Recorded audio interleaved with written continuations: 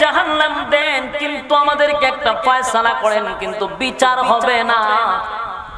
আদম নবীর কাছে গিয়া বলবে, আপনি একটু আল্লাহকে বলেন না বিচারটা যেন তাড়াতাড়ি করে। ইব্রাহিম খলিলুল্লাহর কাছে গিয়া বলবে, আপনি বলেন না বিচার যেন তাড়াতাড়ি করে। ইব্রাহিম খলিলুল্লাহ বলবেন, আল্লাহর সামনে দাঁড়াইয়া কথা বলা আমার দ্বারা সম্ভব না। নূহ আলাইহিস সালাতু ওয়াস সালামের কাছে বলবে, নূহ পয়গম্বর বলবে, আল্লাহর সামনে দাঁড়াইয়া কথা বলার সাহস আমার নাই। এইভাবে ঈসা রূহুল্লাহ পর্যন্ত কেউ আল্লাহর সামনে দাঁড়াইয়া কথা বলতে পারবে না। সেদিন সবাই একত্রিত হইয়া আমাদের নবীকে তালাশ করতে থাকবে। একটা পর্যায়ে সব মানুষ নবীর কাছে গিয়া দেখবে আল্লাহর পয়গম্বর সেজদায় পড়ে আছে। উম্মতেরা বলবেন, পয়গম্বর গোটা হাসরের মাঠ আপনাকে তালাশ করলাম, আদম থেকে ঈসা রূহুল্লাহ পর্যন্ত তালাশ করলাম, আপনাকে পাওয়া যায় না। জিহ্বাটা কুকুরের মতো বাহির হয়ে গেছে। পয়গম্বর উম্মতের দৃশ্যগুলা দেখে আর বরদাস্ত করতে পারলো না। সাথে সাথে আল্লাহর কুদরতি পায়ে সেজদায় পড়ে গেছে। সুবহানাল্লাহ। নবীজি ডাক দিয়া বলবেন, মালিক, আমার উম্মতের দৃশ্য দেখে আমি নবী হইয়া বরদাস্ত করতে পারি না, আপনি রহমান হইয়া কেমনে বরদাস্ত করেন? আল্লাহ, আমার উম্মতের দৃশ্য দেখে আমি বরদাস্ত করতে পারি না গো, আপনি মালিক হইয়া কেমনে বরদাস্ত করেন, কেমনে বরদাস্ত করেন? আল্লাহ, বিচারটা তাড়াতাড়ি করেন, বিচারটা তাড়াতাড়ি করেন। সেদিন আমার নবীর মালিকের এত প্রশংসা করবে, এত প্রশংসা করবে, এত প্রশংসা করবে। নবীর প্রশংসার কারণে আল্লাহর কুদরতের মধ্যে জোশ উঠে যাবে। আল্লাহ ডাক দিয়া বলেন, হাবিব, মাথা মুবারক তুলেন, কান্দেন না, কান্দেন না। রাসূল সাল্লাল্লাহু আলাইহি সাল্লাম তো শুধু একটা শহরের জন্য না, কুল কায়নাতের নবী, শুধু মানুষের নবী না, জিনের নবী, আসমানের নবী, জমিনের নবী, এক কথা কুল কায়নাতের নবী। সুবহান, যত সৃষ্টি জগৎ আল্লাহ যেখানে রব সেখানে নবী। সুবহানাল্লাহ থাকলে হইতে পারে। এখন চিন্তা করেন তো, রাসূল 40 বছর পর্যন্ত নীরব ছিল, একটা শত্রু নাই। আবু লাহাবের মতো ব্যক্তি হয় বাতিজার আল আমিন বলে ডাক দেয়, আবু জাহিল্লার মতো ব্যক্তি রাসূলকে আল আমিন বলে ডাক দেয়। ব্যবসা করতে গেলে নবীর চেহারা দিকে ব্যবসা করতে যায়। কেন? শত্রু নাই, খান আদেশ করে না, নিষেধ করে। আবু জাহিল্লা খাম কু খাম, দিনের খাম রাত্রের খাম যে করত, রাসূল বিরোধিতা তখন করতো না। তাই আবু জাহেলের রাসূলকে নিয়ে এত মাথা ব্যথা ছিল না। রাসূলকে আল আমিন বলে ডাকতো। ঘরে যদি অনুষ্ঠান হইতো রাসূলকে প্রধান অতিথি রাখতো। 40 বছর ছিল। যেই মাত্র কোরআন রাসূলের কাছে চলে আসতো, রাসূল দাঁড়ায় বলেন, লা ইলাহা ইল্লাল্লাহ মুহাম্মাদুর রাসূলুল্লাহ সাল্লাল্লাহু আলাইহি ওয়াসাল্লাম। দরবারটা তো লাগছে এখান থেকে। রাসূল বলেন, আজকের পর থেকে আর কোনো ইলাহ নাই। আর এতদিন তোমরা গাছের পূজা করতা, মাছের পূজা করতা, সূর্যের পূজা, চন্দ্রের পূজা, পাহাড়ের পূজা, পাথরের পূজা, হ্যাঁ, এমন কি বর্বরের যুগে লিঙ্গের পূজা করছে। কথা হয় না? দি আছে না অনেক যুগে আছে, আছে তো। তো রাসূল বললেন, এই পাথরের পূজা, মূর্তির পূজা, লিঙ্গের পূজা, জড়ার পূজা, ল্যাংটার পূজা, আয়োজনের পূজা, কীর্তনের পূজা সব বাদ দিতে হবে। গোলামি যদি চলে একমাত্র আল্লাহর চলবে। আবু জাহিল কথাটা কইল কি? এরপরে গেলে শেষ না, এরপরে কয় মুহাম্মাদুর রাসূলুল্লাহ সাল্লাল্লাহু আলাইহি সাল্লাম, আজকের পর থেকে আমি শুধু মুহাম্মদ না, আমি মুহাম্মাদুর রাসূলুল্লাহ সাল্লাল্লাহু আলাইহি সাল্লাম। ঘটনাটা বুঝছেন? মুহাম্মদ পর্যন্ত তাদের কোনো সমস্যা ছিল না। যখন রাসূল বলছে আমি রাসূলুল্লাহ, দরবারটা লাগছে কেন? আব্দুল্লাহর পুত্র মুহাম্মদ পর্যন্ত ঠিক ছিল। যখন বলছে আমি মুহাম্মাদুর রাসূলুল্লাহ, তখনই কিন্তু মক্কার মধ্যে পাট হয়ে গেল। এই আবু লাহাব রাসূলের আপন চাচা, ফাত্তল্লে রাসূলকে কয়, এই কারণে বুঝি আমরা ডাকছো, সারা জীবন ডাকলাম আব্দুল্লাহর পুত্র মুহাম্মদ, তুমি হঠাৎ করে রাসূল হইলা কেমনে? প্রশ্ন তুলছে। এবং সর্বপ্রথম আবু লাহাব রাসূলকে পাতল লইয়া মারার জন্য দাঁড়াইছিল।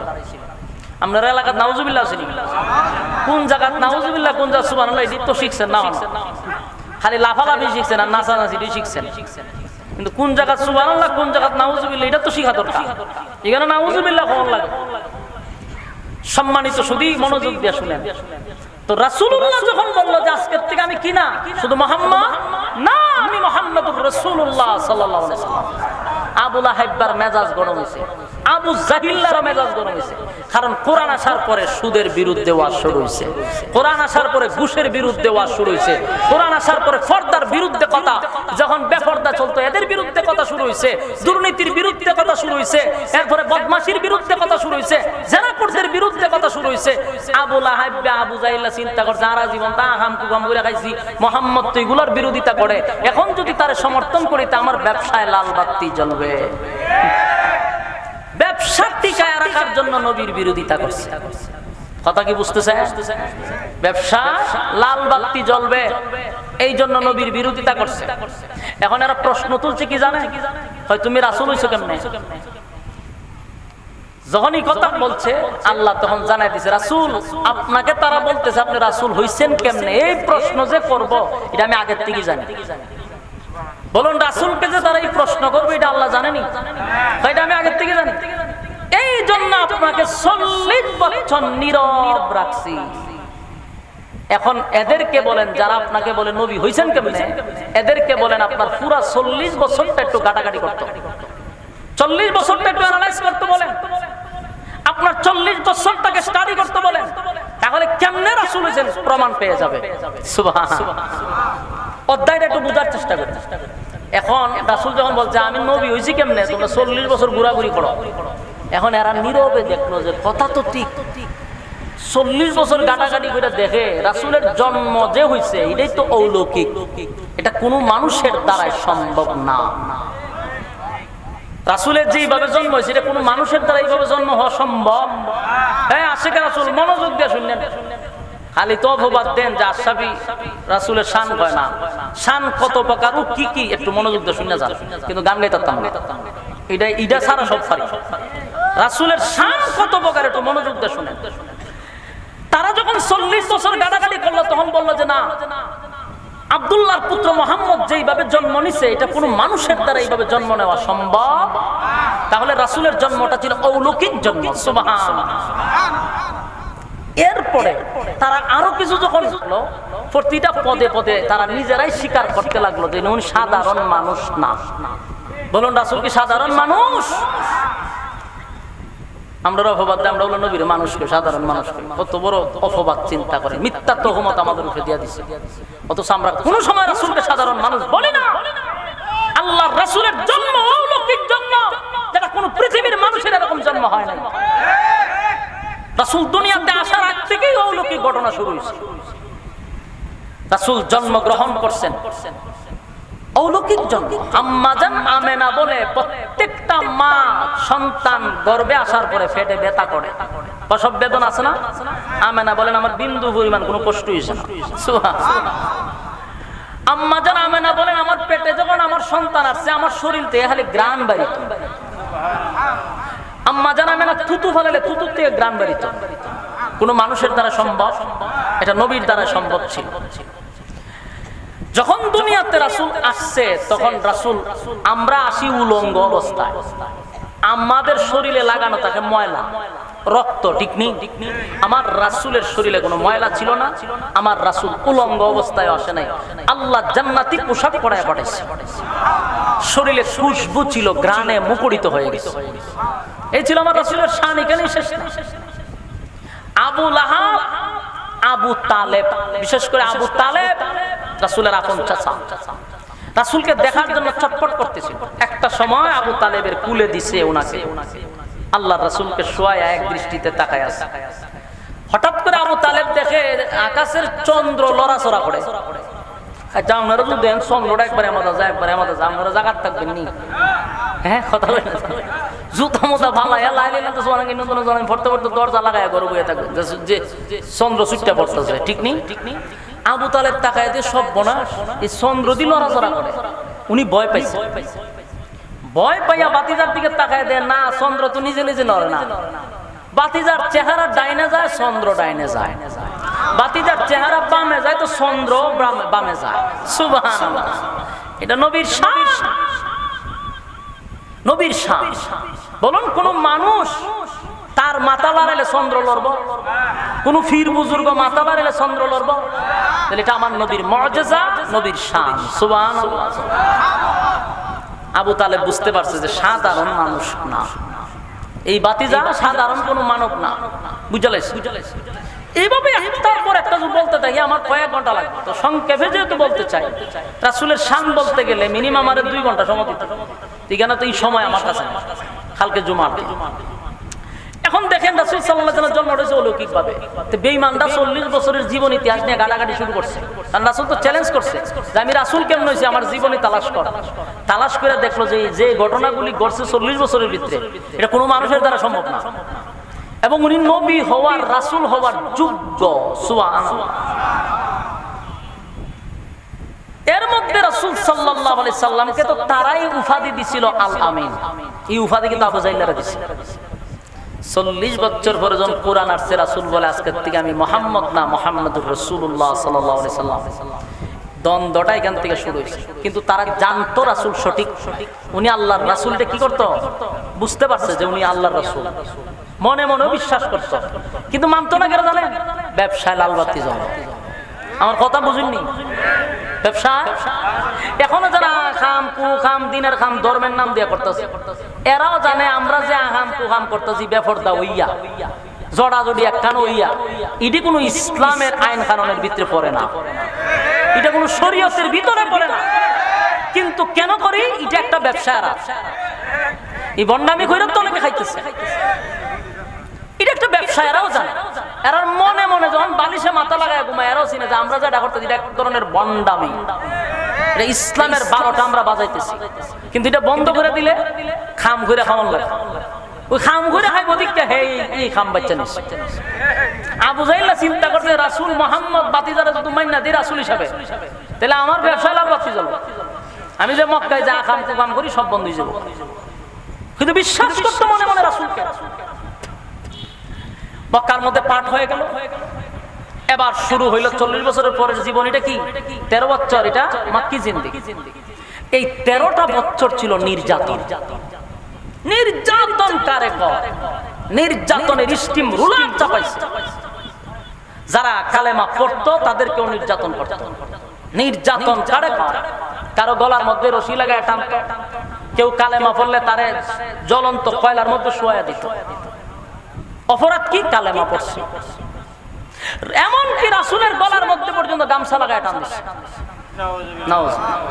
যারা আল্লাহ না বানাইলে পৃথিবী সুন্দর করতো না, সেই নবীর উপরে পর্যন্ত আঘাত করছে, রক্তাক্ত করছে কালেমার দাওয়াত দিতে গিয়ে।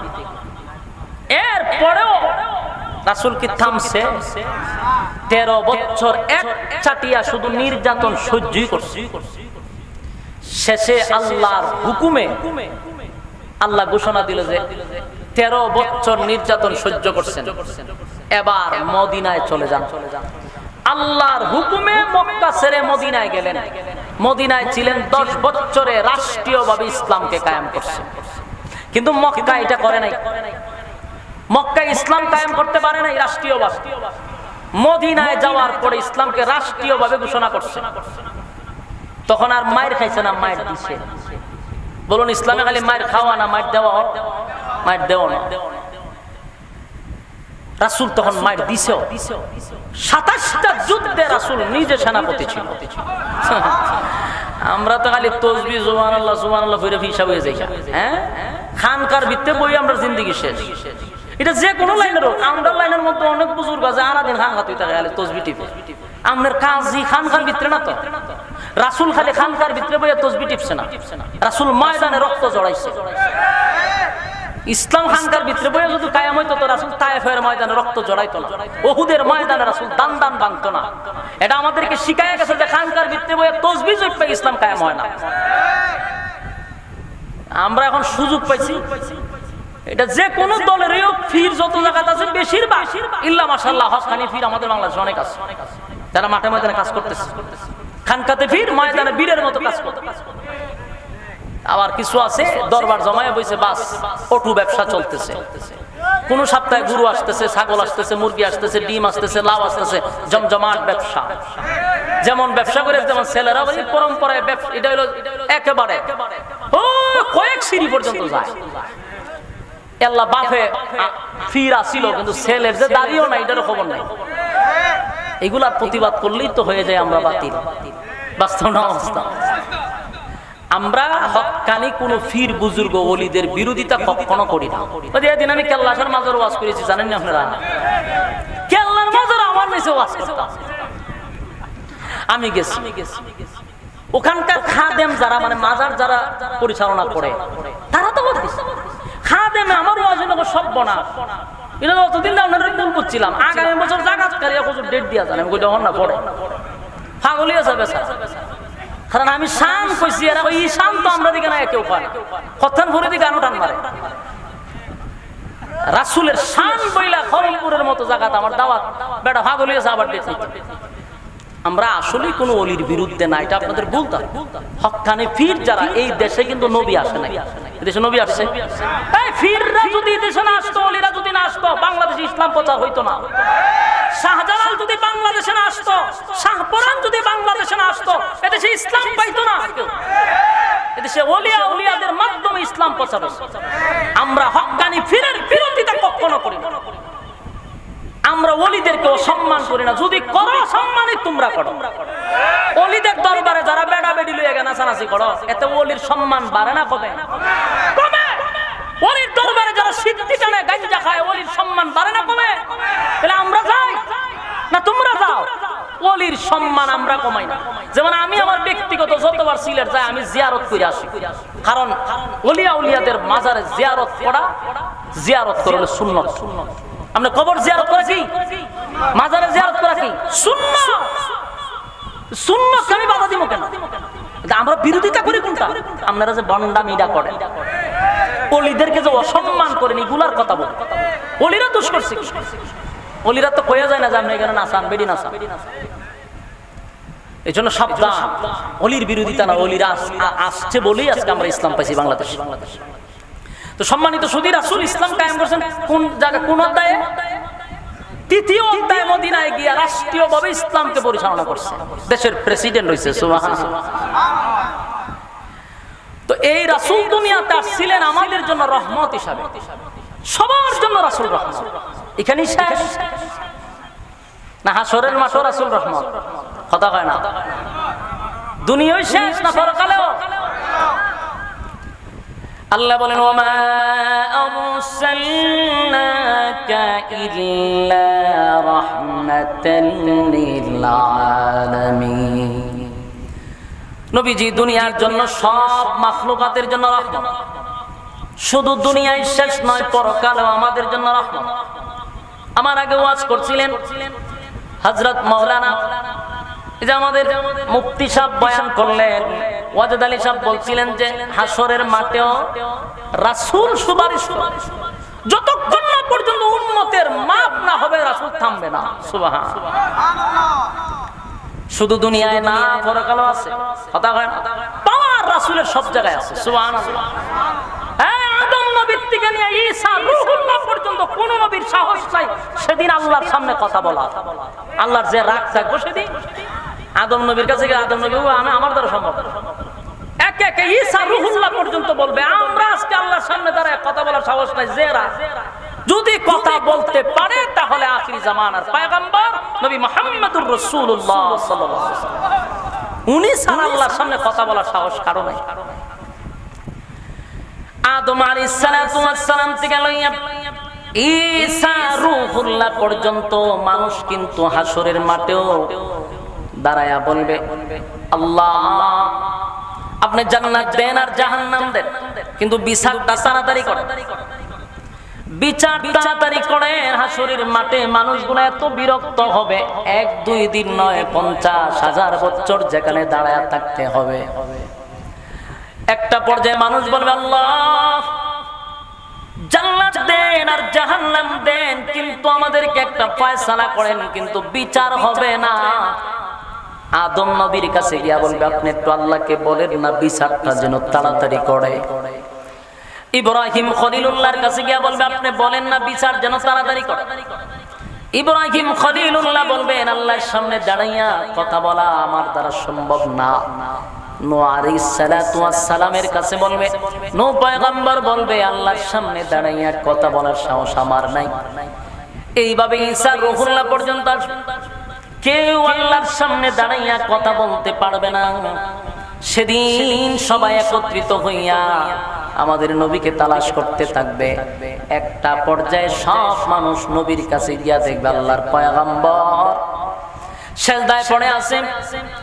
উম্মতেরা বলবেন পয়গম্বর গোটা হাসরের মাঠ আপনাকে তালাশ করলাম, আদম থেকে ঈসা রূহুল্লাহ পর্যন্ত তালাশ করলাম, আপনাকে পাওয়া যায় না। ওগো নবীজি একটু তাকায় দেখেন আপনার উম্মতের অবস্থা। পয়গম্বর উম্মতের দিকে তাকায় দেখবে মাথার মগজ গলে গলে গলে গলে পড়তেছে, জিহ্বাটা কুকুরের মতো বাহির হয়ে গেছে। পয়গম্বর উম্মতের দৃশ্যগুলা দেখে আর বরদাস্ত করতে পারলো না, সাথে সাথে আল্লাহর কুদরতি পায়ে সিজদায় পড়ে গেছে। সুবহানাল্লাহ। নবীজি ডাক দিয়া বলবেন মালিক আমার উম্মতের দৃশ্য দেখে আমি নবী হইয়া বরদাস্ত করতে পারি না, আপনি রহমান হইয়া কেমনে বরদাস্ত করেন? আল্লাহ আমার উম্মতের দৃশ্য দেখে আমি বরদাস্ত করতে পারি না গো, আপনি মালিক হইয়া কেমনে বরদাস্ত করেন, কেমনে বরদাস্ত করেন? আল্লাহ বিচারটা তাড়াতাড়ি করেন, বিচারটা তাড়াতাড়ি করেন। সেদিন আমার নবীর মালিকের এত প্রশংসা করবে, এত প্রশংসা করবে, এত প্রশংসা করবে। নবীর প্রশংসার কারণে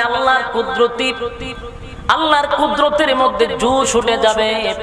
আল্লাহ ডাক দিয়া বলেন হাবিব মাথা মুবারক তুলেন, কান্দেন না, কান্দেন না। দুনিয়া তো কানলেন, দুনিয়া তো রক্ত জড়াইলেন, আজকে আপনার কান্নার জায়গা নয় গো বন্ধু, আজকে এটা কান্নার জায়গা নয়। আজকে আমি আপনাকে দিব, আপনি নিবেন। সুবহান। এই আশিক রাসূল চিন্তা করেন, আদম নবীর থেকে নিয়ে ঈসা রূহুল্লাহ পর্যন্ত কোন নবীর সাহস নাই আল্লাহর কাছে বলবে যে বিচার তাড়াতাড়ি করেন। কিন্তু আমার নবীর আল্লাহ বলে মাথা মোবারক তুলেন, কান্দেন না, কান্দেন না। আজকে আপনার কান্নার দিন নয়, প্রতিদানের দিন।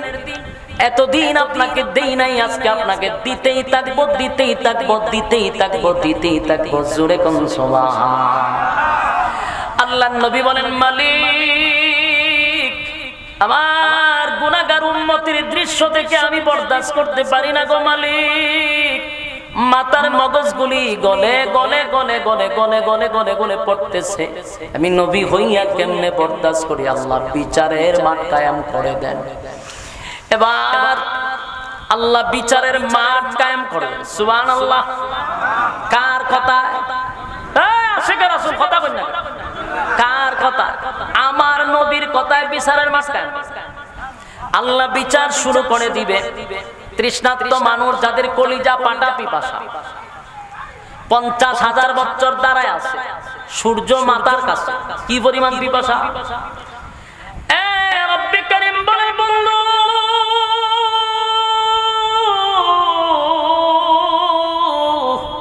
আপনাকে আমি স্পেশাল একটা নিয়ামত দিছি গো, আগে আপনার উম্মতকে আপনি পিপাসা নিবারণ করেন।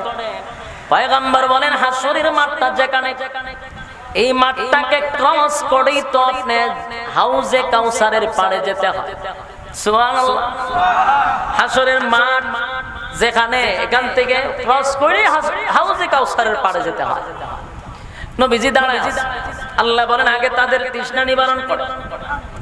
পয়গম্বর বলেন আমি হাউজে কাউসারের পাড়ে দাঁড়াইছি, আমার গুনাহগার উম্মত কলিজা পাটা পিপাসা লইয়া হাসরের মাঠে দাঁড়াইছে, উলঙ্গ অবস্থায় কলিজা পাটা পিপাসা লইয়া। নবীর বরকতি হাতের এক পেয়ালা পানি যারা পান করবে, আল্লাহ ঘোষণা দিছে আপনার বরকতি হাতের পানি যারা একটু পান করবে 50,000 বছরের ভিতরে আর কোনোদিন পানির পিপাসা লাগবে না। এই পানির এত দাম, পানির এত দাম, এত দাম। এই পানি যখন আল্লাহর পয়গম্বর পান করাবে, নবী তাকায়া দেখে পানি পান করার জন্য দলে দলে দলে দলে দলে দলে দলে দলে নবীর উম্মতেরা নবীর কাছে আসতেছে। সুবহানাল্লাহ। এই কথাগুলো একটু দিলের কান লাগায় শুনেন, ছেড়ে দিতাম না, মনোযোগ দিয়া শুনেন। নবীর শান কারে আল্লাহর পয়গম্বর তাকায়া দেখে পানি পান করার জন্য দলে দলে দলে নবীর উম্মতের আসতেছে। নবীও পেয়ালা লইয়া দাঁড়ায় আছে, উম্মতকে পানি পান করাবে, কিন্তু উম্মত নবীরে দেখবে, নবী উম্মত দেখবে। যখন দলে দলে আসতেছিল, কাছাকাছি চলে আসছে, হঠাৎ করে তাকায়া দেখে নবী আর উম্মতের মাঝখানে পর্দা পড়ে গেছে। যুবক ভাইরা আমার, আল্লাহর পয়গম্বরের সামনে উম্মত আর নবীর মাঝখানে পর্দা পড়ে গেছে। এখন নবীও উম্মতরে দেখে না, উম্মত নবীরে দেখে না। আল্লাহর নবী একটা চিৎকার দিয়ে বলে, মালিক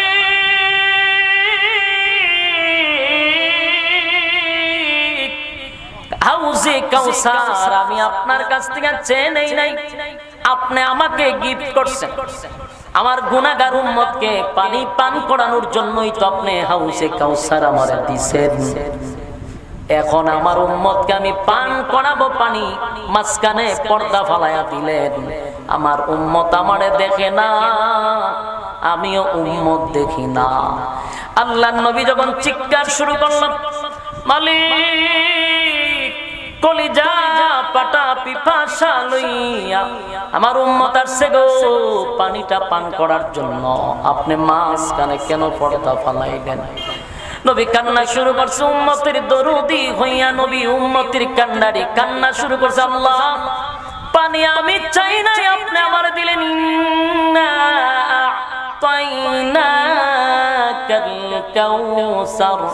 আপনি তো কাউসার দান করলেন, আপনি না বললেন আপনাকে আমি কাউসার দান করছি, তাহলে আপনি আমারে দিলেন উম্মতকে পানি পান করানোর জন্য। উম্মত সামনে আসলো, এখন দেখি না ঘটনা কি। কিছু মানুষের ভিতরে পানি পান কইরা কইরা যাইতেছে, আবার কিছু মানুষকে নবী দেখি। তখন আল্লাহ আওয়াজ দেয়, বন্ধু আমি যা জানি আপনি বন্ধু তা জানেন না। কথা কি বুঝতেছেন? আল্লাহ বলতেছে আমি যা জানি আপনি নবী তা জানেন না। যাদেরকে আপনি দেখেন না আর যাদেরকে আপনি পানি পান করাইতেছেন, এদের মধ্যে বেশ কম আছে। নবীজি আপনার ভিতরে মায়া, উম্মতের জন্য আপনার বড় মায়া, উম্মতের দরদি হইয়া আপনি পানি লইয়া দাঁড়ায় আছেন। কলিজা পাটা পিপাসা নিবারণ করাইয়া তাদেরকে হাউজে কাউসারের পানি পান করাবেন নবী গো। কিন্তু মাঝখানে আমি কেন পর্দা ফালাইলাম জানেননি? যাদেরকে আপনি পানি পান করাইতে চান, যারা আপনার কাছে আসছে পানি পান করার জন্য, যাদেরকে আপনার পানি পান করাইতে আমি দেই নাই, মাঝখানে পর্দা ফলাইছি। আমি আল্লাহর উদ্দেশ্য হলো তাদেরকে আপনার বরকতি হাতের পানি পান করতে দিব না। নাউজুবিল্লাহ, সুবহানাল্লাহ। কোন জায়গা কোনটা লাগে পানি পান করে তো না কেন? সুবহানাল্লাহ। তখন চিন্তা করুন কই পর্যন্ত এরা গেছে। মনোযোগ দিয়ে শোনা দরকার। একদল মানুষ পানি পান করবে, যারা পানি পান করবে এরা 50 বছরের ভিতর পানি হইতো না। সুবহানাল্লাহ কেন কর? আর যাদের সামনে পর্দা পড়ছে আল্লাহ পানি পান করাইতে আমি রাজি না। আপনার বরকতি হাতের পানি তাদের মুখে তুলতে দিব না। আল্লাহর নবী বলেন, মালিক তাহলে কেন পর্দা ফালাইলেন? কেনই বা আমার সামনে পর্দা ফালাইলেন? কি অপরাধ করছে? আল্লাহ বলে, বন্ধু দুনিয়ার জমিন আপনার রক্ত মাখা ইসলাম রেখে আসছে, আপনার দান দান ভাঙ্গা ইসলাম আপনি রেখে আসছেন, উম্মতের কাছে আপনার ইসলাম আমানত রেখে আসছে, দান দান ভাঙ্গা ইসলাম আপনি দিয়ে আসছেন। কিন্তু যারা এখন পানি পান করতে আসছে তারা দুনিয়াতে আপনার রেখে যাওয়া ইসলাম পালন করে নাই। আপনার দান বাংলা ইসলাম পালন করে নাই গোলাপী।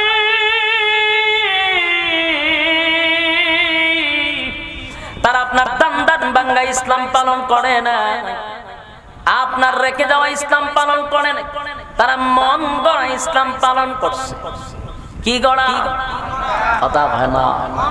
মন গড়া ইসলাম পালন করছে। যদি জিগাইটা দি কোরআনেও নাই হাদিসেও নাই, কই পাইছো? কয় বাপ দাদা। কোন দাদা? বাপ দাদা হইয়া গেছে। বাপ দাদা দিয়ে কি ইসলাম চলে?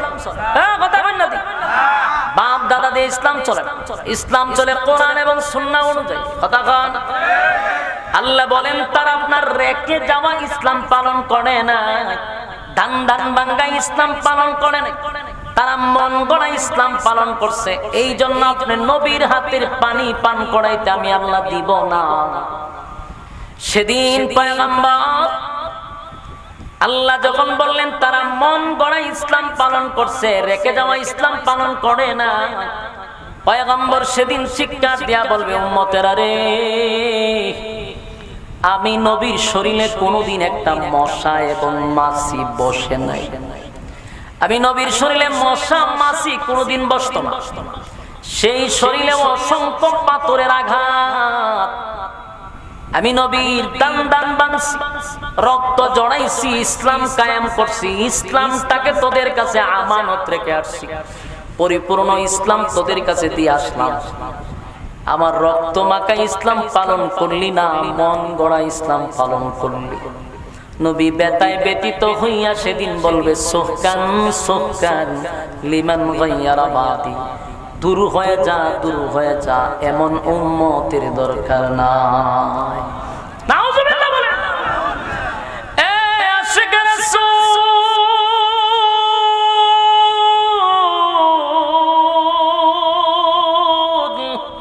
হাশরের মাঠে যদি নবী বলে এমন উম্মতের দরকার নাই গো, বলুন তো দেখি হাশরের মাঠে নবী যদি সুপারিশ না করে আমরা ফিরে করব? কথা নবী না করলে ফিরে করব? আল্লাহ কোরআনে কি কয় এটা তো মানতেই হবে আপনারা। কথা কই না দি? আল্লাহ কোরআনে বলেন ইয়াউমা ইয়াফিরুল মারউ মিন আখিহি ওয়া উম্মিহি ওয়া আবি ওয়া সাহিবাতিহি ওয়া বানিহি। আল্লাহ বলেন হাশরের মাঠে কেউ কারো হবে না। এটাকে আমার বানানো কথা না, কোরআনের কথা। হাশরের মাঠে ইয়াউমা ইয়াফিরুল মারউ মিন আখিহি ওয়া উম্মিহি ওয়া আবি ওয়া সাহিবাতিহি ওয়া বানি।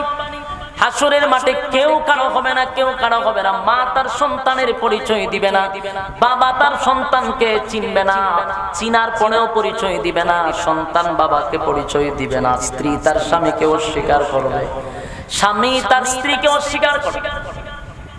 সেদিন আমার মা আমারে অস্বীকার করবে চিনার পরেও, আর ভিড়া আমার নিব জান্নাত। নবী যদি সুপারিশ না করে কেউ নিতে পারবে।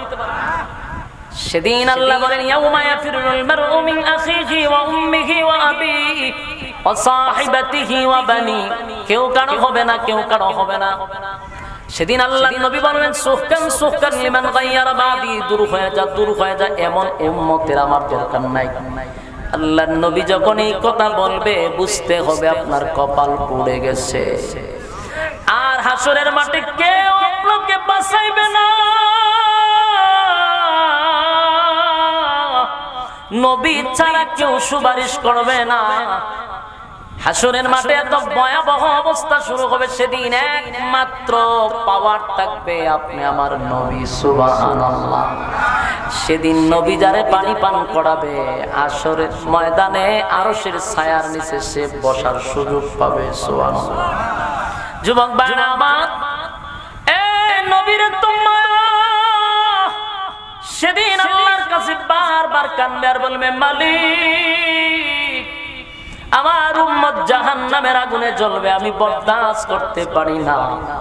আল্লাহর নবীর কান্না দেখে আল্লাহ বলে বন্ধু কেন্দেন না, ওয়াদা দিলাম, ওয়াদা দিলাম, হাশরের মাঠে আজকে আপনি যারে সুপারিশ করতে চান, যারে মনে চায় তারে লইয়া আপনি জান্নাতে চলে যান। কোনো বাধা নাই, কোনো বাধা নাই। সুবহানাল্লাহ।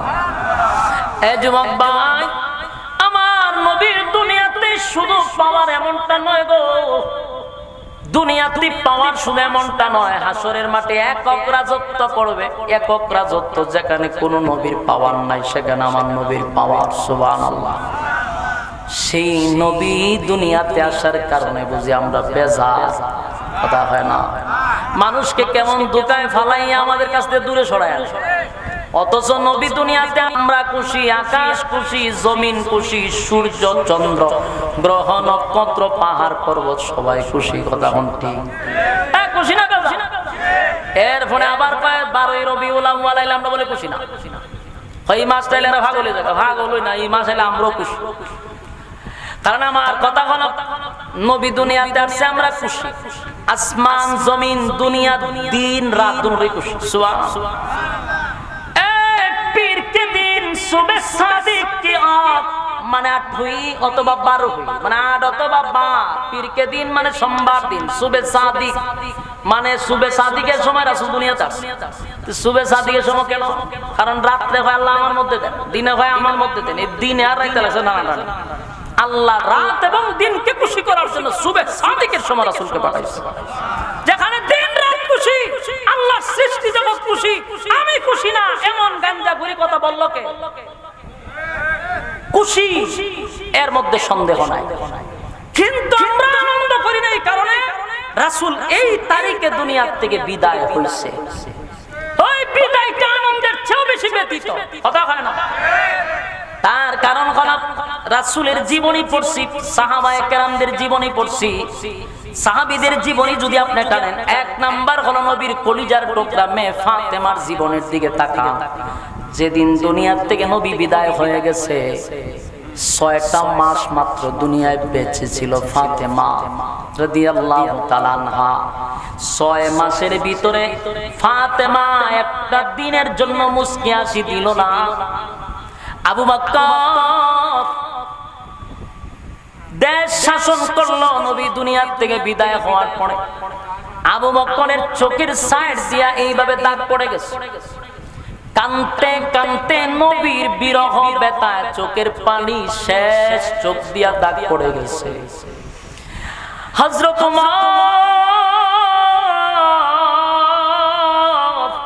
তরবারি হাতে লইয়া বলে, এই মদিনার মানুষ যে বলবি নবী নাই তার গর্দান উড়াইয়া দিব। হযরত ওমর মানতে পারে না, আমার নবী নাই এমন কথা কেউ বলবি না। হযরত আবু বকর কান্দে, উমর কান্দে, উসমান কান্দে, আলী কান্দে, সবাই কান্না কান্না, চোখ দিয়া দাগ পড়ে গেছে। কোন সাহাবীরা আমিন তো করলো না। এই ব্যথায় ব্যতীত, কারণ নবী আসছে আমরা খুশি। যদি এই মাসে দুনিয়ার থেকে না যাইতো তাহলে আমরাও আপনাদের সঙ্গে মাঠে ময়দানে লাইনা আনন্দ মিছিল করতাম, আবার এই তারিখে কানতাম। কিন্তু দুটোটা তো একদিনে হয়েছে, এখন আনন্দ করবো না কানবো? এই জন্য নবী আসার কারণে বেজার নয় গো, নবী আসার কারণে খুশি খুশি, কিন্তু ব্যথায় ব্যথিত বেশি। কারণ নবী দুনিয়াতে বিদায় হওয়ার পরে সাহাবীরা কাঁদছে কাঁদছে কাঁদছে, কেউ কোনোদিন আনন্দ করে নাই, কাঁদছে। তাই আমরাও কাঁদতে চাই। নবী এই মাসে আসছে, এই মাসে বিদায় হইছে, তাই নবী জন্ম তারিখ পালন করছে। প্রতি সপ্তাহের সোমবারে নবী রোজা রাখতেন। বলুন কি রাখতেন? সপ্তাহে 2 বার, এর মধ্যে সোমবার একদিন। কেন জিজ্ঞাসা করার পরে বলছে যে এই মাসে আমার জন্ম হয়েছে, এই তারিখে, এই বারে, এই জন্য আমি রোজা রাখি। এই মাসে আমি দুনিয়া থেকে বিদায় হব, এই জন্য আমি রোজা রাখি। সুবহানাল্লাহ। যুবক ভাই আমার, শেষ কথা হলো রবিউল আউয়াল মাস, এই মাসটা যেমন আনন্দের তেমন ব্যথায় ব্যতীত হওয়া। কথা ঠিক, কথা হয় না? শেষ কথা হলো আমাদের মধ্যে দূরত্ব না রাইখা এক প্ল্যাটফর্মে আসা ছাড়া বিকল্প কোনো রাস্তা নাই।